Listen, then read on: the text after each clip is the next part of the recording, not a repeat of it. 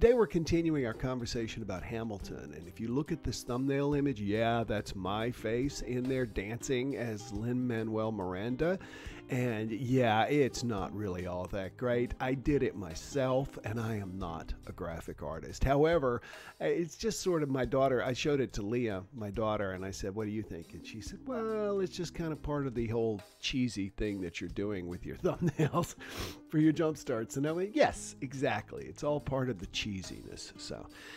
So today, as we talk about tomorrow, by the way, we're going to talk about the actual process of dueling, how it came to be, and more importantly, where it went and why it went away, and also about Hamilton and his part in the duel, etc. But today, I want to read you something from Wikipedia. This is the Federalist Papers. I told you we were going to talk about the Federalist Papers, but only as a setup towards something that is very important for each of us in our own lives. The Federalist Papers, there we go.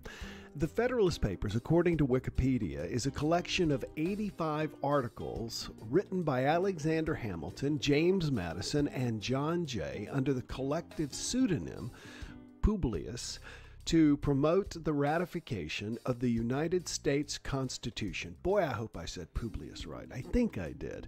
I have quotes from Publius Cyrus in a couple of my books, and when I narrated the audiobook, I was always so concerned when that word came up. Not that I would say it like 30 or something, but that it's just not an easy word to say. Anyway, so there were actually 3 men who came together and they wrote 85 articles. Now, originally they were only going to write 25 of them, and they were written to promote the ratification of the United States Constitution. I don't know about you, but history was presented to me in school that, hey, everybody thought, wow, let's become a free nation, and everybody in the 13 colonies went, yes. And then everybody came together and said, yes, we are going to be a free colony. However, there's a wonderful song in Hamilton where Samuel Seabury sings a song about wanting to stay with England. And there were a lot of people who wanted to stay with England. So people actually had to be convinced, as they always do, to support something. While most people avoided responsibility for trying to get the Constitution passed, Hamilton took it on as a personal responsibility. Originally, and let me read you the lyrics. This is from a song in Hamilton that talks about the Federalist Papers. The plan was to write a total of 25 essays, the work divided evenly among the 3 men. Now, again, those 3 men were Alexander Hamilton, James Madison, and John Jay. In the end, they wrote 85 essays, 3.5 times more essays, trying to convince people that the U.S. Constitution was a good thing. And in the process, let's see, the work divided evenly among the 3 men, which I find interesting because there was going to be 25 and 3 men. Somebody was obviously going to write one more at least. They wrote 85 essays, as we said, in the span of 6 months. John Jay got 6 after writing 5, so he wrote 5. James Madison wrote 29, which James Madison himself wrote more than they originally decided they were going to write together. Hamilton wrote the other 51. 51. What struck me about this was a couple of things. Number one, the amount of promotion and marketing that was necessary to get members of Congress and their constituents to support the United States Constitution. It's not perfect, never has been. That's why we have the amendments to the Constitution. However, to get it ratified in the first place, it took marketing, it took writing, it took promotion, it took stomping the ground to get people to notice and to support this. And 3 men came together to write them. Not 1,000 men, not 100 men, and certainly no women, but of course back then women would not have been invited to the party. And there's a wonderful song about the Schuyler sisters in Hamilton that talks about women being mentioned in the sequel to the Declaration of Independence, because it says all men are created equal. So 3 men were going to do this, but Hamilton ended up doing 51 One. He himself alone, in 6 months, wrote twice as many of what are now called the Federalist Papers than what they had intended to write. 3 of them together. There's a saying that I heard many years ago, and I spent some time researching it this morning. I was actually a couple of minutes late getting on, and one of the reasons I was late was I was actually looking at this saying. And the saying goes, if it is to be, it is up to me. If it is to be, it is up to me. So often we look around and we say, ain't it awful? Man, somebody should change that. Someone should do something about that.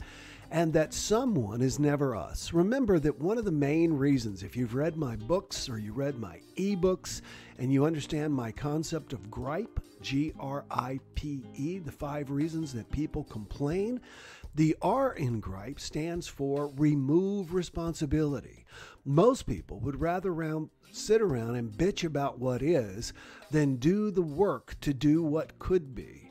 And the main reason they don't want to do it is they don't want to be attacked by other people, to be honest. They are afraid of being attacked by other people, and we're going to talk about that tomorrow. That's one of the main reasons that people do and don't do things. They don't want to be embarrassed. They don't want to stand out from the herd. When I was in ministerial school at Unity Village, they required us to take a 2-day orientation on diversity, they called it. 2-day diversity training. It was a full day. Now, normally we were in ministerial school from 8 in the morning until 12:30, and that was it. The rest of the day, we were in the process. We actually volunteered to do things, or we worked on outside things to develop particular skills we wanted to do as ministers, or like me, we worked full-time jobs, which I still did.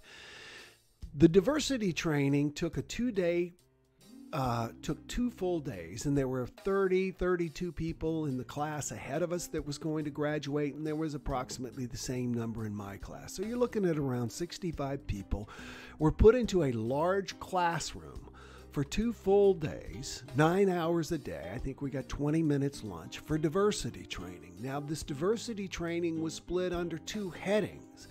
The first heading was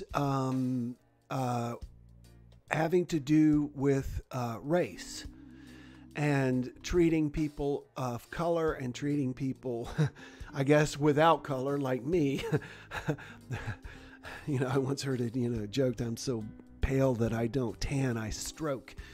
So people like me and people of color treating everyone equally. We spent an entire day looking at that. As ministers, how could we make sure that we did that? So we looked at that for an entire day. The next day, now mind you, this was in 2001, so 19 years ago. 2002, there was no gay marriage back then. And so we had an entire day on sexual diversity, gay, lesbian, male, female, but predominantly gay and lesbian. Now, what I found interesting was that less than half of my class was male, and half of those were gay, and half of the women, I wouldn't say half of the women, but about 1/3 of the women were gay. So somewhere between 1/4 and 1/2 of everyone in that room was gay or lesbian. And they spent a day with us talking about gay and lesbian diversity and treating everyone equally, etc. Now, at the end of the day, something was brought forward that just knocked me for a loop. I'm straight. My older brother was gay, but I'm straight. And someone pointed out that gays and lesbians were not even allowed to have holy unions on the grounds of our seminary. And because that was a common thing, was for people to get married and have holy unions. We had this big, beautiful rose garden. And I literally went, what? What? After 2 full days of diversity training, you're telling me that we don't even practice the one that we spent half the time on? I was so livid is the only word I could describe. So I have written proclamations and gotten them passed by cities before. So I went back, and that night I wrote a proclamation to be presented to the board of the seminary, saying that henceforth and going forward, we would practice what we preached.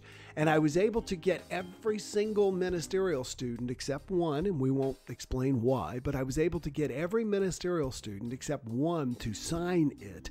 And I went in and took it to the board, and I said, you're going to have to pass this. I took it to the president of the university, and he took it to the board, and sure enough, they passed it. I'm not trying to pat myself on the back, but what I'm telling you is that Alexander Hamilton took this old bromide, which has been around in print in the United States since at least 1959. We don't know who came up with it, but it could have been said by Alexander Hamilton, and that is, if it is to be, it is up to me. If it is to be, it is up to me. You, like me, are looking around and see things that are upsetting and are not right in your eyes. You can either remove responsibility by complaining about it to other people and ain't it awful and can you believe it and how dare they, instead of embracing what Thaddeus Galois said, and I love this, there ain't nobody here but us chickens. If you want to change the direction of the flock, you need to step out in front. It's not done from the back, and it's certainly not done from the sidelines. The interesting thing was, after I got this proclamation pushed through the seminary, someone came up to me and told me that in 1979, now mind you, Unity is sort of built around diversity. If you go to the Unity Church here in Miami, it's diverse. You go to any Unity church, it's diverse typically. And by that diversity, I mean gay and lesbian, black and white, Latino, trans, you name it. Very, very, very diverse.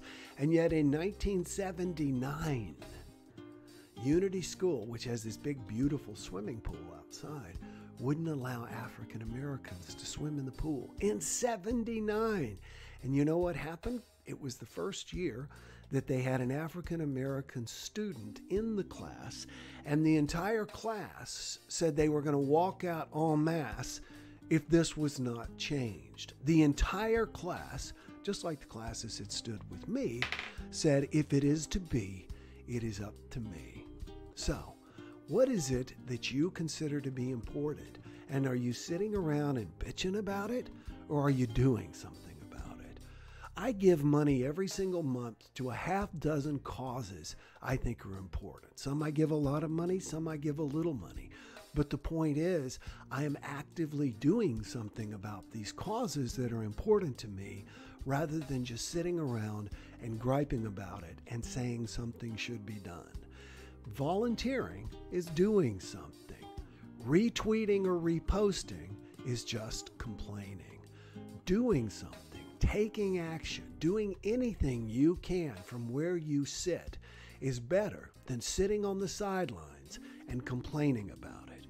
I don't believe we would have adopted the United States Constitution without Alexander Hamilton and John Jay and James Madison all saying, if it is to be, it is up to me. I am personally going to convince the United States and the world that this is a good thing.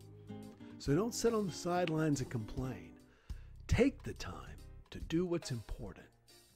Anybody got any parting shots or comments before I say goodbye and get ready for us to go do our complaint-free meditation? Now's the time. I'd love to share them, and I'd love to hear what it is that you have to say. And it's easy. I haven't even looked. I haven't looked at what you all are saying. But to say, yeah, I want you to look in the mirror and go, what am I doing? You know, what am I personally doing to advance what I say is important? Now, you don't have to jump out, and you don't have to be the nasty screaming at everybody that they have to recycle, do yoga, become vegan, or vote Trump, or whatever it is. Just do your part. Knock doors if you're for Trump, or knock doors if you're for Biden. Do something. Let me read what you have to say. Will says, preach, Will. Love it, dude. Welcome to Sharon. Looks like Sharon's here for the first time. Everybody say hi to Sharon. Tammy Boatwright says hi. Kathy Fant. Looks like we've got people here for the first time. Ed Wilmot, thank you for the self-empowerment message. We almost always limit ourselves instead of empowering ourselves. Yes. Good. Tell Teddy good morning, says Will. I will do it. Great message, says Michelle Doherty. I want to leave you with a quote. This is from Margaret Mead. It's in my book, but everyone should know this quote. The problem is most people don't realize that it applies to them. Margaret Mead said, "Never doubt that a small group of dedicated individuals can change the world. Never doubt the power of a small group of individuals to change the world, for indeed that is the only way it has ever happened." It's the only way it has ever happened. A flock of birds has no leader. I wrote about this in my book, Happy This Year.